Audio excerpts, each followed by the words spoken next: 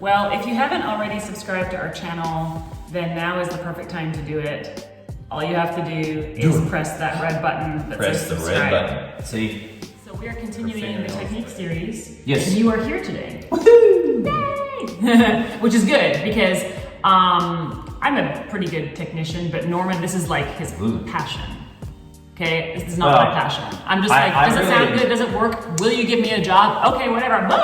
But you are the one that's like, let's talk about it. Let's talk about it. And it's like, if you get him in a room with another tenor, just forget it. Just leave the room because that is what's going to happen. Well, I hope that's not the case. That is absolutely the case. It's okay. Kind of makes me sad. Babe, you tenors, I don't blame you because you all have Tenors like, do have a tendency to talk about. Well, it's because it's like the weirdest voice type and it's super hard.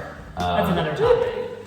Okay, so basically we had a couple of questions that are all related, but it comes down to this phenomenon that we're seeing a lot right now of people kind of just using the mask resonators to sing versus having a lower larynx. And a lot of people, somebody actually used the word constriction. They feel constriction because they're being encouraged to sing just in the mask. And I was like, well, you are the person to explain that also because you are actually, for your technical journey, finding new depth in your sound. That's true. And so how this is going to work is Norman's going to break this down for you because he is super passionate about this topic. And I'm just going to sit there and go, that's a good point. That's good. And then we're going to listen to a clip of Norman singing the Ollanta, which we just performed in the Turin Opera. And then we're going to talk about basically if he had more time to deal with the role, because he only had like 2 weeks to learn the role and then go into rehearsals and execute it. What he would have done differently, technically speaking, and hopefully that'll give you guys some good insights into this topic. Okay, Norman, do your thing. I'm here. All right. I love it. I love it. I learned so much from listening to him. It's awesome. Go on. Well, we'll see about that. I don't know. Anyway, number one. Wasn't that good? I'm already really tearing this up. Anyway, number one, I'm going to say something that's probably obvious and that you all know, but I'm going to say it. But they never assume. But number one, about all of it, mask, low, all of it. Number one, the voice is here. The voice comes from here. This is where your voice happens. It doesn't happen here. It doesn't happen there. It happens there. Can I like do full disclosure? Yes. Before I started my career, I studied with Shrill for a while. Yes. Hopefully you guys know who that is. Great American soprano. Still performing. Yeah. And she's like, so Sula, tell me where your voice is. And I was like, girl, what? So that's why I say never assume, because she asked me that and I was like, and she was like, it's here. Yeah, okay, so all right, Norman, sorry to interrupt. Go on. That's fine. No, so it's there. That's the first thing. So the first thing you want to talk about, no matter where you are on the age spectrum, if you're young, if you're older, it doesn't matter.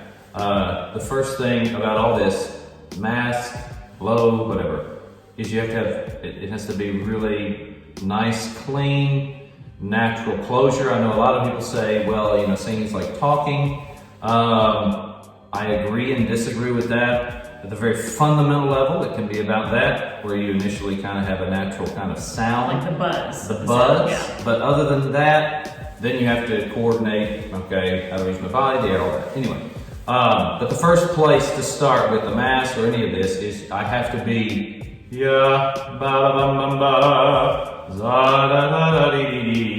have to be able to just really, it's really clean, it's very soft, it's not hard, it's not rigid, it's not, it's not tight. It's just, I can breathe and I can sing. I think that actually builds on the last video that I did because I was talking about you just have the intake of air and then you're ready to go. It's a soft onset. Absolutely. You don't want to hear a lot of, you don't want and you don't want Which is hard, especially in, if you're singing in German, you have a lot of glottal attacks. It's just, glottals are just a skill in and of themselves. So that's the first thing. So you want to start with, okay, I have, my chords are very soft, it's clean, and the breathing and all that, so we'll talk about that, that's another thing. But, and then if you're talking about, okay, let's say the mask singing, okay, the voice is here, right? These are resonators. I don't send my voice there. I don't place my voice there. Placement it happens. Placement is a balance of position, it's a balance of space. So height, all of that is a balance issue in your mechanism. So if we're talking about mask singing, it's very understandable why people do it. They don't want to weigh the voice down, especially if you have to sing a lot of high notes, you don't want to weigh it down to affect this. So I get why people do it, but oftentimes it does get over exaggerated. So one of the things you can do to test if the voice is actually too high and you're missing some kind an openness, if you're missing some of that, you can do something actually really simple, but it's really effective, which is if I'm singing and I go, yeah, yeah, yeah, yeah, yeah, yeah, yeah, yeah, yeah. If I literally hold my nose, because what that is if I've gone too high, the nasal pharynx is open. And so that means that this is collapsed. What's collapsed? The soft palate is collapsed, and so I'm literally just singing in my hard palate, I'm singing in my nose. And so what I can do to change that is hold my nose, because what that immediately does, it changes the way I open my mouth. I open differently. Actually, there's suddenly a new open that happens behind it. And you end up, that's it. You end up singing behind it. And so it goes from, yeah, yeah, yeah, yeah, yeah, to suddenly, yeah, yeah, yeah, yeah, yeah, yeah. That's cool. And so it's actually a very simple exercise that is extremely effective if you're trying to find, okay, how high do I go? Am I too high? Am I too, So that's just some very quickly about that. Like that. If you're talking about depth, depth is a question of spacing and the maintaining of a balanced laryngeal position. Can I say one thing? There's something that was really helpful for me when I was first learning about all of this, is really imagine the shape of a megaphone. Mm-hmm. What we're trying to go for when we're learning how to breathe, the onset, all this stuff, is we're actually imagining height here, depth here, and it's sort of like a triangle and like a backwards megaphone. And so this is where like, like where you put your mouth on it, but it's backwards. For sure. And the thing that's so hard about it is that you can't force these things. You can't just like, it has to do with coordination and the breathing, height, and then depth here, but you can't force this up and you can't force this down. Mm-hmm. This is all about the coordination, and that's why it takes so long. It's about breath and the positions that you feel.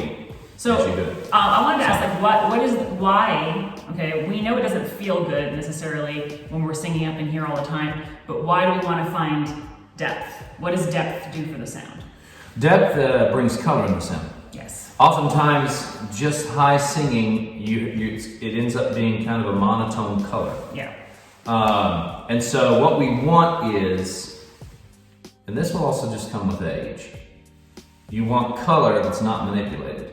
So color that is not fake. Let's demonstrate, okay? So if I'm going to sing, it's really good to do with my voice because it's hilarious with all of that, right? So like, I'm going to try to make a too light sound, okay? Okay. I'm going to sing, I used to sing De vieni non tardar a lot when I was younger, okay? So, De vieni non tardar. And then if I'm going to overdarken it,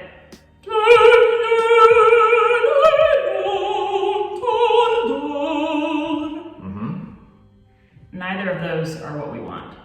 No. Hopefully I can do it balanced now. Oh my gosh, now that I've done that.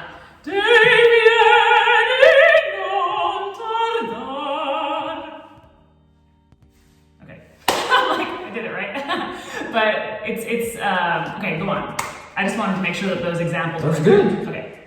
This is great. Okay, so we are looking for depth because we're looking for a pleasing color, because too much of this is just like, and too much of this is just, and we need the balance. The Italians call that chiaro scuro, light and dark.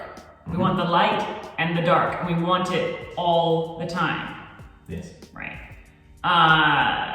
And the thing is, I think to find this darker color, which is pleasing, people will manufacture it by sort of forcing the hump of the tongue down, right?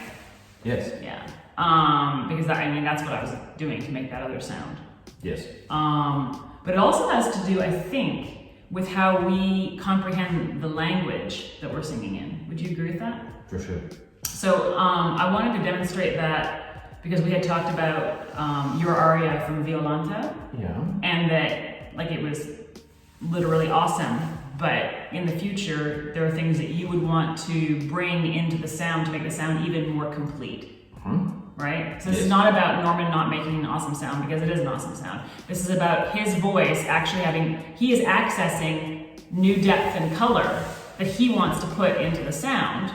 Put into the sound sounds bad, but you know what I mean? He wants to access in the sound. And so I want to just play the clip, and then we'll talk about what he is doing going forward to access more of his natural resonance that's coming in, which is super awesome and cool sounding, I think. Yeah. Okay, here's the clip.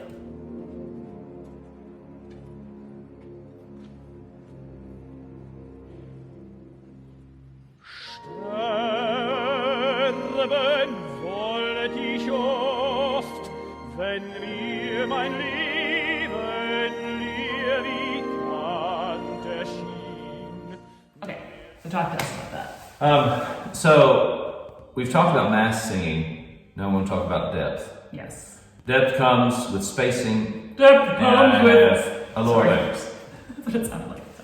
And so a lot of times what happens is, to create depth, people manufacture something to create depth. You don't have to do that. Part of it is just it's going to happen with age. You don't want to do it. I mean, you want a lower larynx, yes, you want a stable larynx the whole time. Yeah. But depth will come as you age. So in this clip, you sing Sterben wollte ich oft, wenn mir mein Leben da Tant erschien. Okay, sorry. But already, because just before we cut to that, we were talking about the language. And so this is also the picture of the language. Yes. Allowing the German language to actually be a bit darker than what, for example, we were trained, right? Yeah, I mean, it ends up actually happening because there's more of an opening throughout the column that you're trying to sing. So if I do the first phrase, Sterben wollte ich oft, in that phrase, the Sterben, the first note out of the gate, Can you do it how you did it in the recording? That's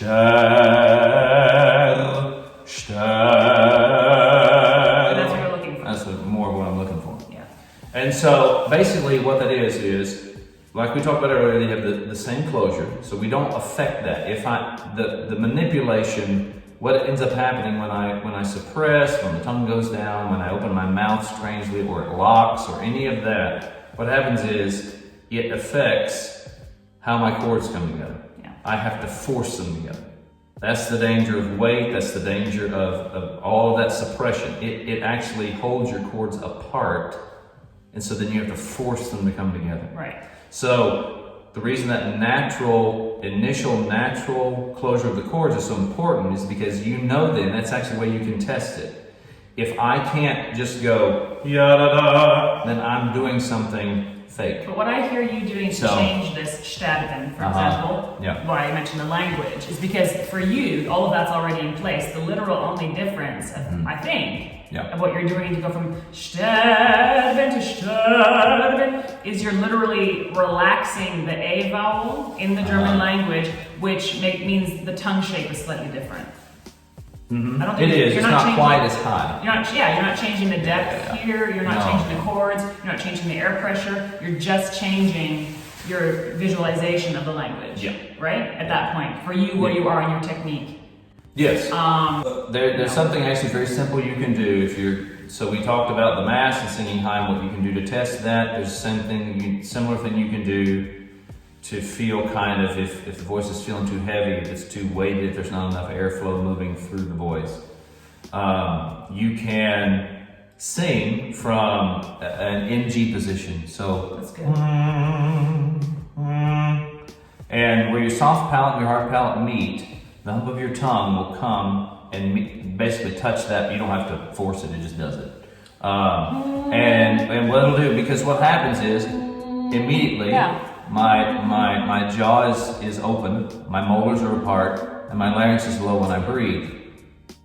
So I'm in the position that I need, the openness I need, but I feel a higher way, I hate to say placement, but I feel a higher placement in where the voice wants to go. So if you're feeling too much pressured down, for whatever reason, you can